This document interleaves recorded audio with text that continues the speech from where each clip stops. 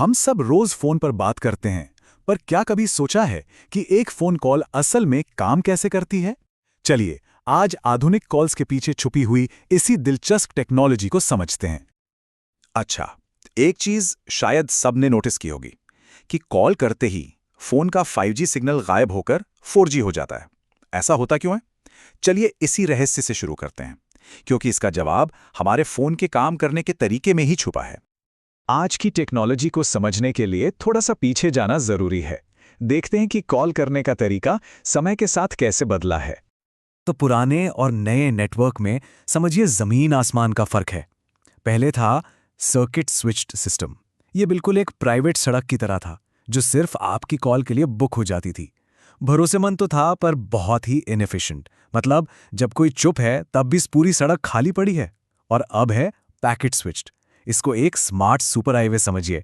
यहां आवाज को छोटे छोटे पैकेट्स में तोड़कर दूसरे डेटा के साथ भेज दिया जाता है ना? सुपर एफिशिएंट और फ्लेक्सिबल। तो अब सवाल उठता है कि इस स्मार्ट सुपर हाईवे को कंट्रोल कौन करता है? यहां एंट्री होती है IMS की, यानी IP मल्टीमीडिया सबसिस्टम। ये इस पूरे सिस्टम का कंट्रोल सेंटर या दिमाग है। एक तरह का ट्रैफिक कंट्रोलर, जो इस बात का ध्यान रखता है कि आवाज के सारे पैकेट्स सही जगह सही समय पर पहुंचें। चलिए अब आगे बढ़ते हैं 4G के दौर में। देखते हैं कि इस पैकेट स्विच्ड वाली नई सोच ने उस वक्त की एक बहुत बड़ी परेशानी को कैसे हल किया।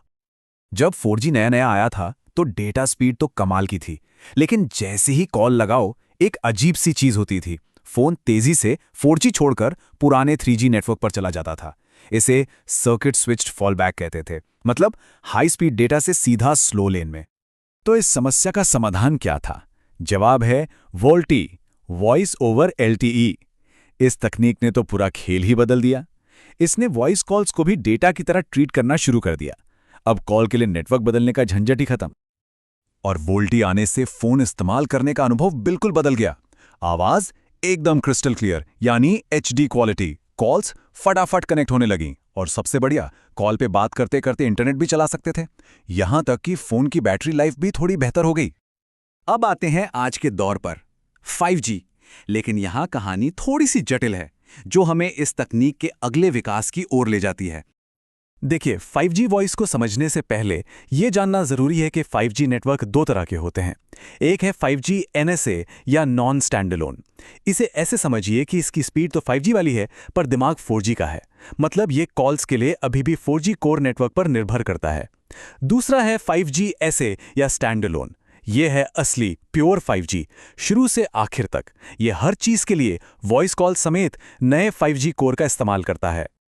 और यहीं पर सीन में एंट्री होती है VoNR की, यानी वॉइस ओवर न्यू रेडियो। ये असली प्योर 5G नेटवर्क की अपनी आवाज है। ये वोल्टे का अगला कदम है, जिसे खास तौर पर 5G स्टैंडअलोन नेटवर्क के लिए ही बनाया गया है। तो VoNR के फायदे क्या है? ये एक बहुत बड़ी छलांग है। लेटेंसी यानी आवाज में देरी न के बराबर, मतलब रियल टाइम बातचीत।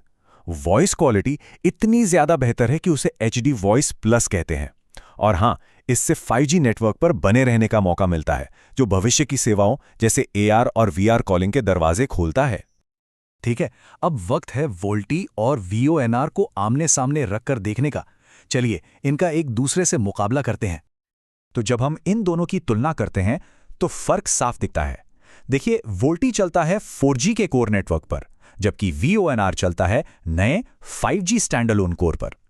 लेटेंसी की बात करें तो वोल्टी में कम है, पर VoNR में अल्ट्रा लो है। वॉइस क्वालिटी वोल्टी में HD है, तो VoNR में उससे भी बेहतर HD वॉइस प्लस है। हां, एक बात जरूर है, वोल्टी अभी हर जगह मौजूद है, जबकि VoNR अभी शुरुआती दौर में है। और इन सब में सबसे जरूरी फर्क है लेटेंसी का, यानी आवाज में होने वाली देरी।